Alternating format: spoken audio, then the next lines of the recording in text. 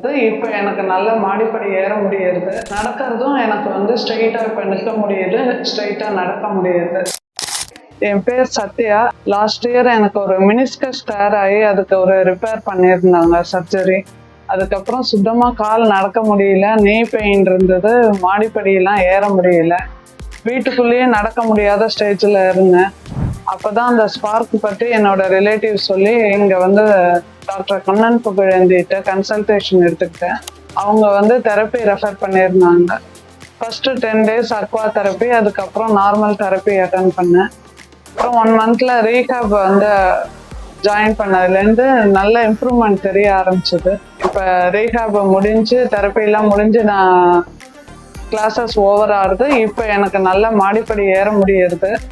என்னோட ஹிப் போஸ்டர்லாம் ரொம்ப சாஞ்ச மாதிரி இருந்தது, அதெல்லாம் இப்போ கரெக்ட் பண்ணியிருக்காங்க.